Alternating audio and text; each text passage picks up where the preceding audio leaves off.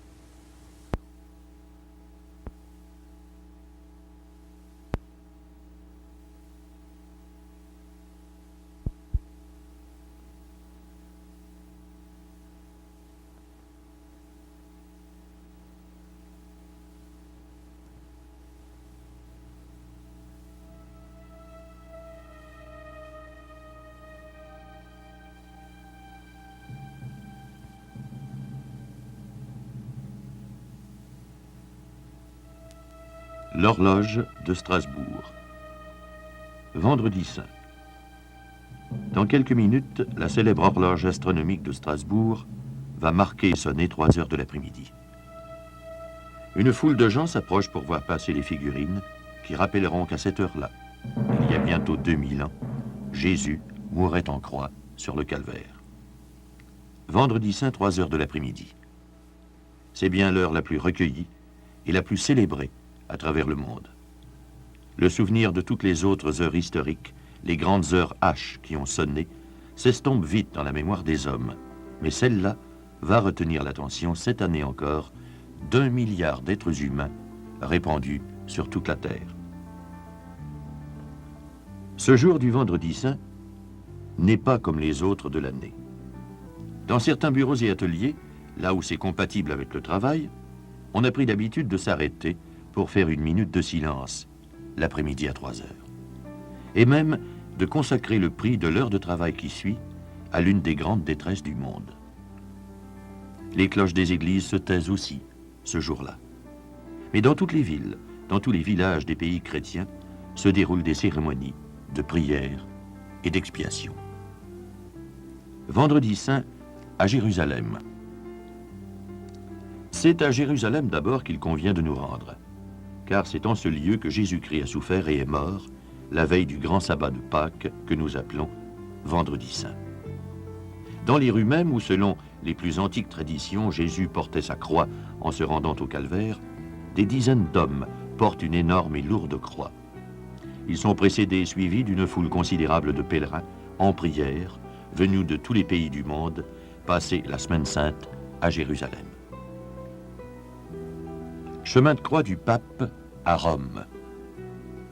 Dans les rues de Rome, le pape fait aussi son chemin de croix. Paul VI a inauguré cette coutume de se rendre en personne au Colisée et de porter lui-même une croix de bois. Il faut se souvenir qu'au Colisée, cette immense arène où se déroulaient des jeux de gladiateurs et des combats contre les bêtes sauvages, les chrétiens des premiers siècles ont répandu leur sang pour rester fidèles à la croix du Christ. Cortège de la Passion au Brésil. C'est une coutume dans certaines villes du monde d'organiser au cours de la Semaine Sainte de grands cortèges qui sont à la fois de pénitence et de fierté chrétienne.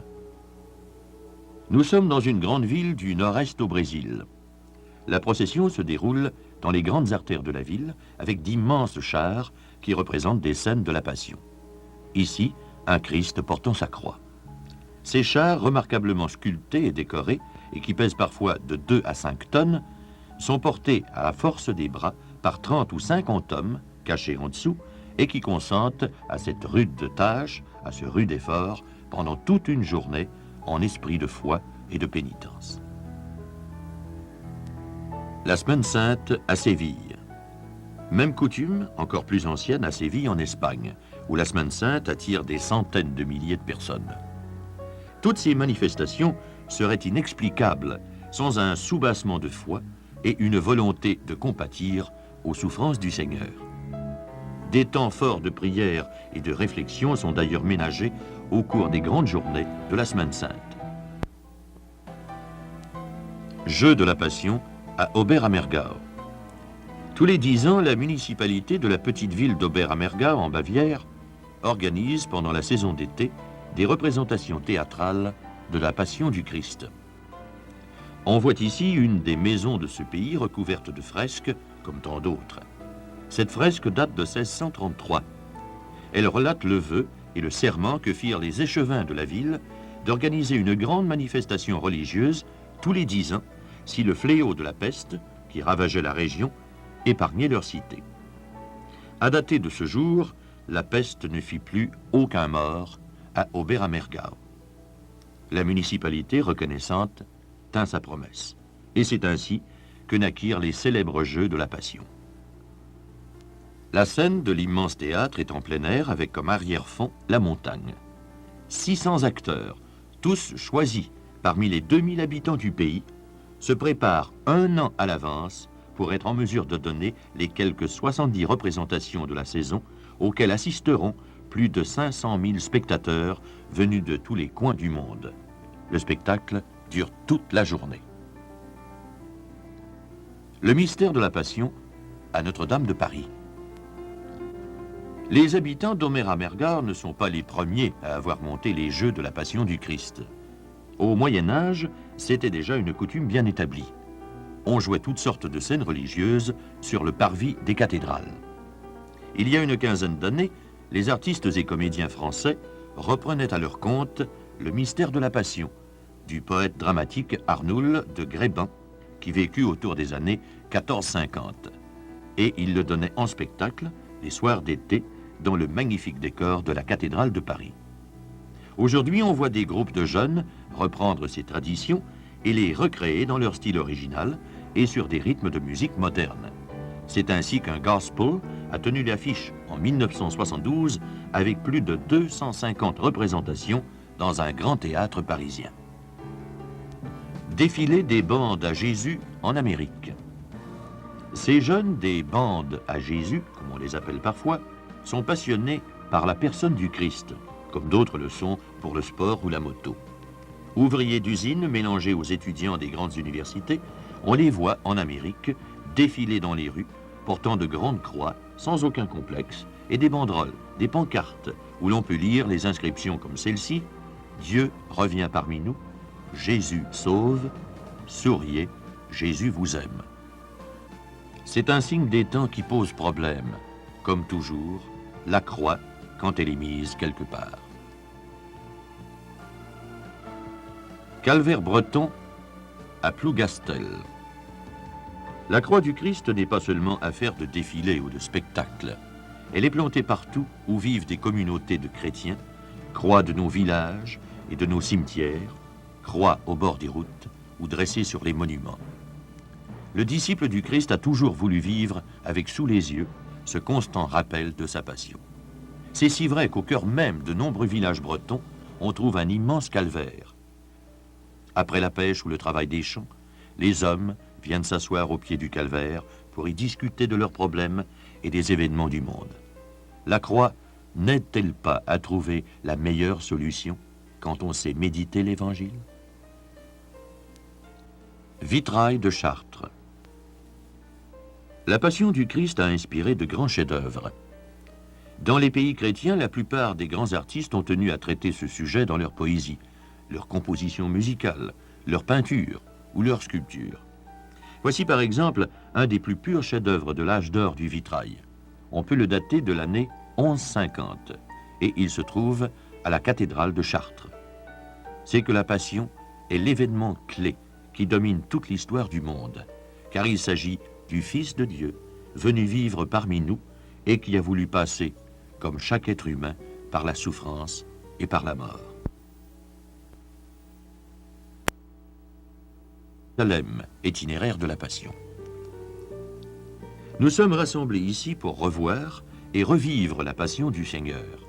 Pour mieux la suivre, regardons ce plan de Jérusalem au temps du Christ. Le tracé rouge indique l'itinéraire suivi par Jésus. Après son repas d'adieu dans la maison du Cénacle, que la tradition place au sud-ouest de la ville, sur le mont Sion, Jésus se rend avec ses disciples au jardin des Oliviers, situé au bas du ravin qui borde Jérusalem, à l'est, et où coule le torrent de Cédron. C'est là qu'il est trahi par Judas, arrêté par les policiers qui l'amènent passer la nuit à la maison particulière des pontifes.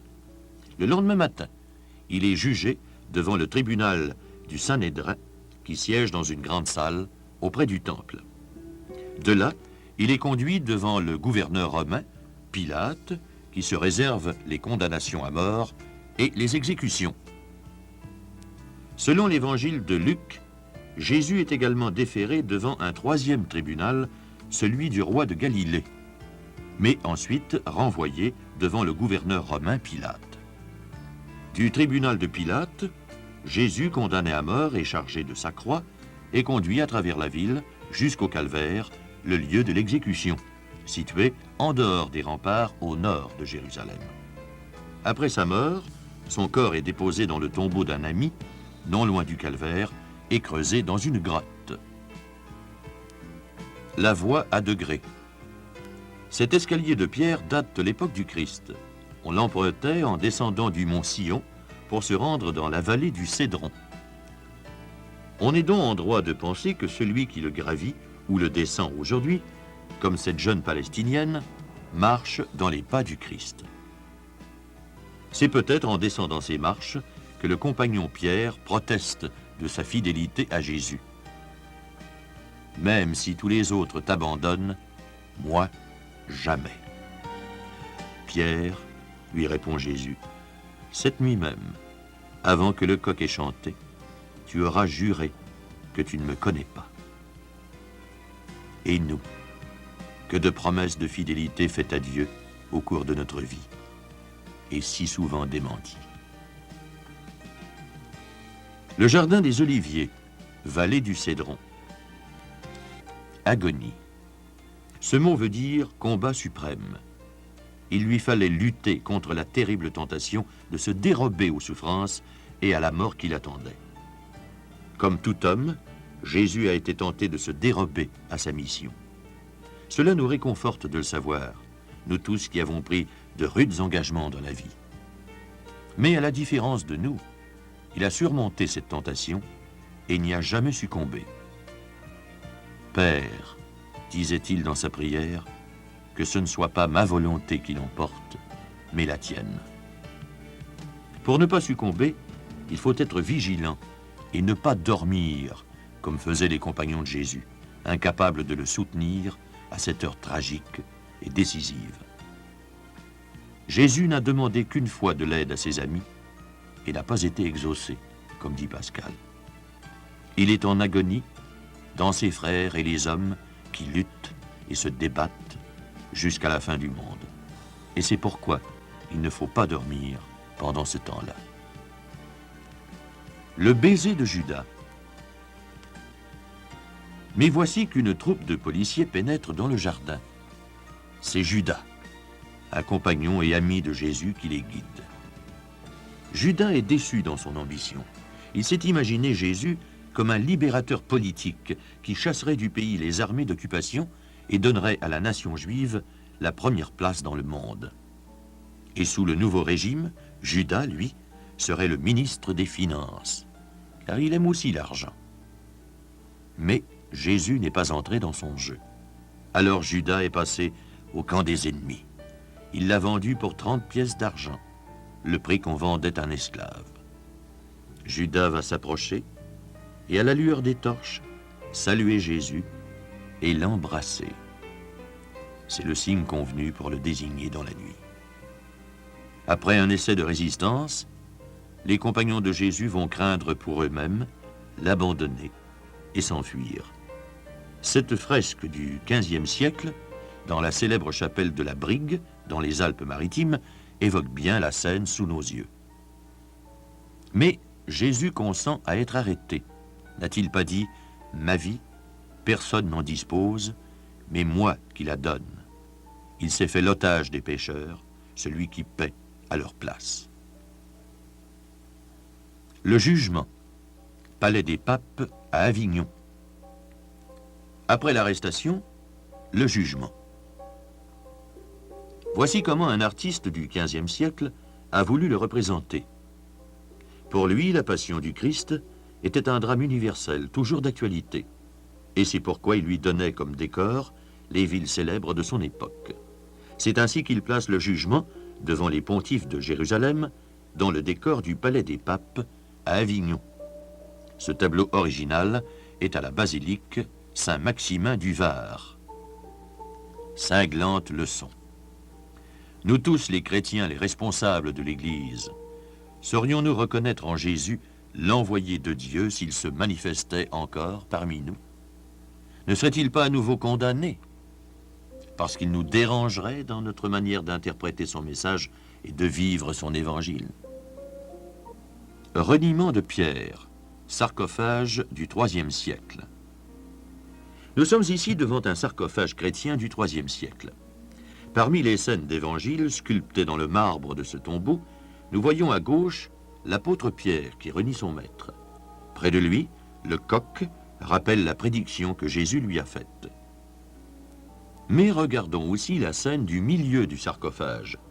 C'est Jésus qui, après sa résurrection, non seulement pardonne à Pierre, mais lui fait confiance, lui redonne toutes ses chances, et en fait, malgré sa faute, le chef de son Église, le pasteur des brebis. C'est ainsi que le Seigneur est pour nous. Mais lui ressemblons-nous?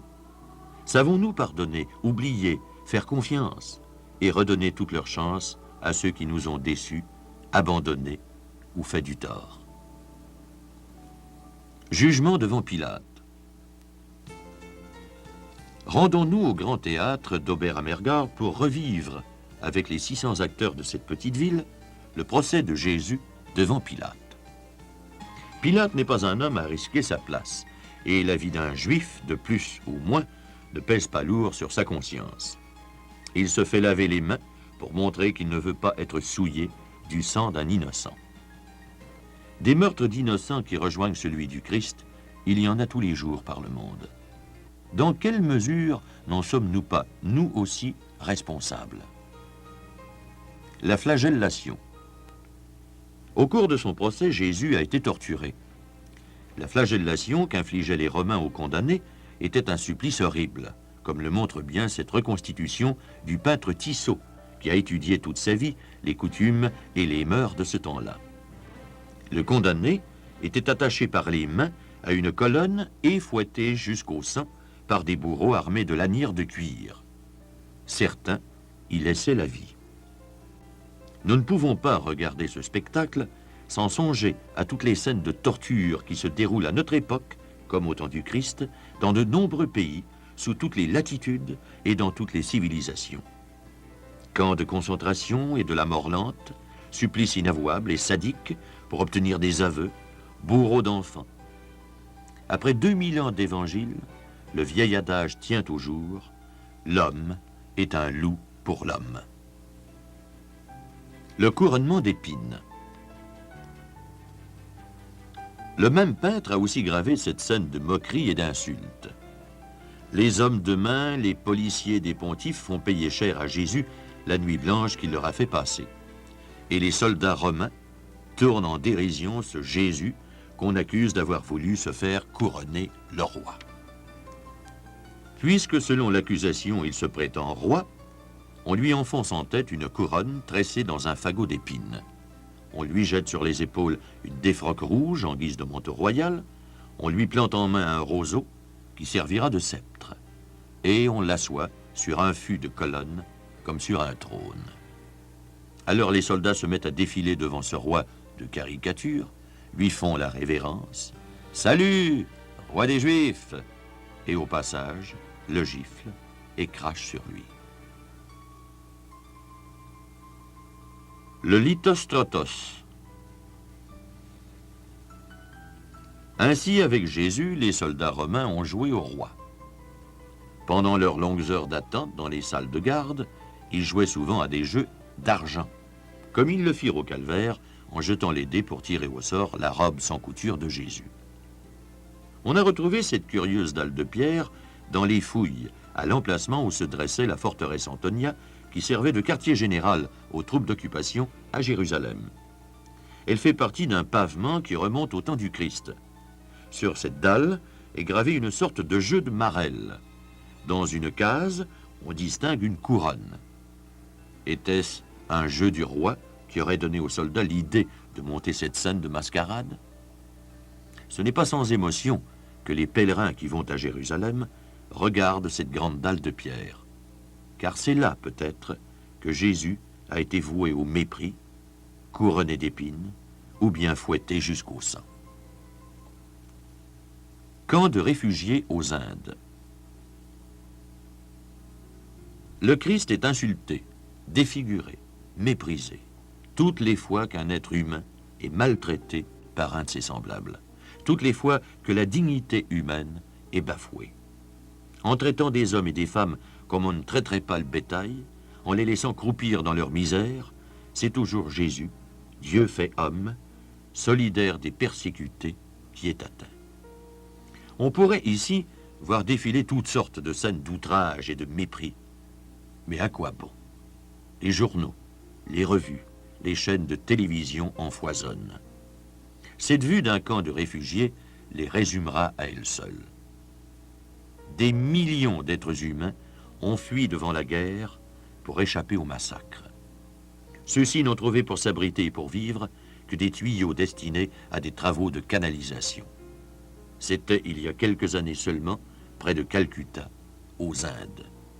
Des familles entières ont vécu ainsi de longs mois. Des enfants sont nés dans ce dénuement, alors que les chevaux de course de nos pays riches ont des écuries qui sont de véritables châteaux.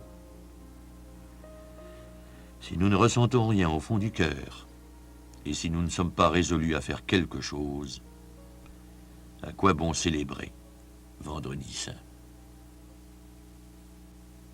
Le portement de croix. Jésus a été condamné à mourir sur une croix. C'est le supplice que les Romains de cette époque réservent aux esclaves et aux révoltés.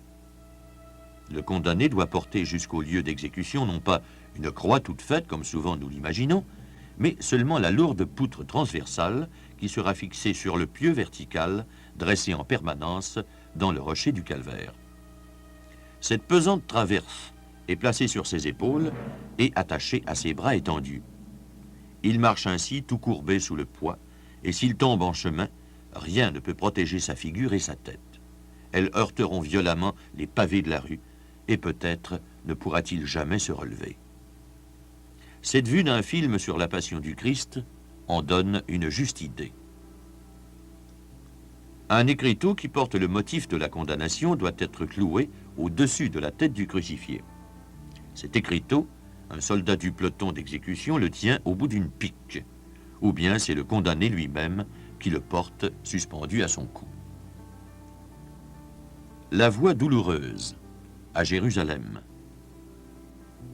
Le triste cortège doit traverser une partie de la ville de Jérusalem, depuis le tribunal de Pilate jusqu'à la porte des remparts, au-delà desquels se trouve le lieu d'exécution appelé Calvaire ou Golgotha, une sorte de monticule rocheux et dénudé qui a l'aspect d'un crâne. Les rues sont très étroites, comme dans les villes fortifiées de cette époque, avec des marches, des pavés mal joints et glissants. En parcourant les vieux quartiers de Jérusalem, comme cette rue montante, on peut imaginer un peu comment se déroula cette marche au calvaire. Simon de Cyrène. Mais ce que l'Évangile nous rapporte sur la montée au calvaire, c'est le fait suivant. Le centurion qui commande le peloton d'exécution se rend vite compte que Jésus, épuisé par les tortures, ne pourra pas porter sa croix jusqu'au calvaire. Il arrête au passage un homme qui revient des champs. L'Évangile a retenu son nom, Simon de Cyrène. Usant de son droit de réquisition, le centurion oblige Simon à décharger Jésus de sa croix et à la porter à sa place pour le chemin qui reste à faire. Quand l'auteur de l'Évangile raconte ce fait, il se rappelle ce que Jésus a dit. « Celui qui veut être mon disciple doit porter sa croix derrière moi. » Être chrétien, c'est consentir à ne jamais vivre tranquille, installé. Le Christ veut avoir besoin de nous et nous demande un coup de main pour libérer le monde de son mal et de son péché. À nous de répondre. Il y va de notre dignité d'homme et de croyant. Jeunes handicapés. Et puis chacun de nous n'a-t-il pas sa croix à porter dans la vie, comme ces enfants atteints de poliomyélite et leurs parents qui en souffrent pour eux. Maladies et infirmités de toutes sortes, accidents qui gâchent toute une vie, échecs aux examens ou dans les affaires, situations brisées, déceptions amoureuses, séparations cruelles, calamités de tout genre, guerres destructrices qui font fuir et errer sur les routes des familles et des peuples entiers. Le Christ n'est pas venu enlever définitivement du monde la souffrance qui reste un grand mystère. Avec Jésus, la souffrance a pris un sens. La crucifixion, vitrail de Valbourg, XVe siècle. Ce beau vitrail nous rappelle que sur le Golgotha, il y avait 3 croix dressées, et sur chacune d'elles, un malheureux se tordant dans une agonie de douleur. Jésus entre 2 malfaiteurs. 3 croix, 3 souffrances. Un des larrons vomit sa souffrance. Il sombre avec elle dans la nuit. L'autre larron l'estime méritée et l'unit à celle du Christ, l'innocent châtié. Elle le sauve avec lui. Aujourd'hui, avec moi, lui dit Jésus, tu connaîtras un paradis de bonheur. Jésus, lui, fait de sa souffrance un instrument de salut pour les autres. Elle sauve le monde. Tous ceux qui lui font confiance, il les libère du plus grand des esclavages, celui du mal et du péché qui est au fond des cœurs. Le dévot Christ de Perpignan. Il penche la tête et meurt. Arrêtons-nous un moment devant le crucifix le plus poignant qui soit au monde, le dévot Christ de Perpignan. Et relisons cette page du prophète Ésaïe, ce grand voyant de Dieu, qui 5 siècles plus tôt annonçait la venue d'une victime expiatoire qui résumerait toutes les âmes d'élite et les dépasserait même infiniment. Il l'appelait le serviteur de Dieu qui se fait l'otage des hommes pécheurs, paie à leur place en offrant sa vie et les sauve par son sacrifice. Mais en offrant sa vie en expiation, il accomplit ce qui plaît à Dieu. C'est Dieu lui-même qui le déclare, « Par ses souffrances, mon serviteur sera le salut de foules innombrables. En s'accablant de leurs fautes, il les justifiera à mes yeux. » Le monument du souvenir à Hiroshima. Réfléchissons un instant devant le monument dressé à Hiroshima, au Japon, en souvenir de l'un des drames les plus atroces qui ont ensanglanté le monde. Nous allons prêcher partout l'évangile d'amour, de fraternité et de paix, et dans le même temps, nous empoisonnons l'atmosphère. Nous accumulons un arsenal apocalyptique de fusées nucléaires capables d'anéantir l'espèce humaine. Dessin d'enfants sur la guerre. Il est bien inutile de présenter ici des vues de guerre. Nos têtes en sont remplies. Qu'il nous suffise de réfléchir un peu devant ce dessin d'un enfant de 8 ans dans un pays d'Orient en guerre. Quelles images hantent son esprit? Qu'a-t-il vu? Des villages en feu et des fusils braqués sur leurs habitants? Sur ses parents, peut-être? Il a traduit sur son papier la vision du monde que nous, les adultes, nous lui offrons. Et il rêve sans doute du jour où, devenu plus grand, il pourra à son tour tenir une arme pour venger les siens et continuer l'infernale tuerie à travers le monde. Devant votre croix, Seigneur, nous nous sentons solidaires du péché du monde et nous vous demandons pardon. Croix de procession. Trop longtemps peut-être, dans nos manifestations chrétiennes, comme en cette grande ville un jour de Vendredi Saint, nous avons exhibé des croix de procession recouvertes d'or, d'argent ou de pierreries, pensant que ces pièces d'orfèvrerie étaient à votre honneur et vous faisaient plaisir. Nous portons même souvent de jolies croix miniatures suspendues à notre cou ou à notre poignet. D'un gibet fait de 2 poutres de bois grossièrement taillées et sur lesquelles vous pendiez ensanglantés, nous avons fait un bijou. Découverte de la croix. C'est pourquoi dans les jours qui précèdent la Semaine Sainte, l'Église cache sous un voile toutes les croix de ses édifices de culte. Car elle veut qu'au cours de la grande cérémonie du Vendredi Saint, nous redécouvrions ce qu'est vraiment la croix, un gibet dans toute sa nudité et sa provocation. Alors, solennellement, ces prêtres la dévoilent et tous les chrétiens réalisent ce qu'elle a de sérieux, de tragique et d'exigeant. Ce n'est pas pour rire que Dieu nous a aimés. Voici, proclame le prêtre, le bois de la croix qui a porté le salut du monde.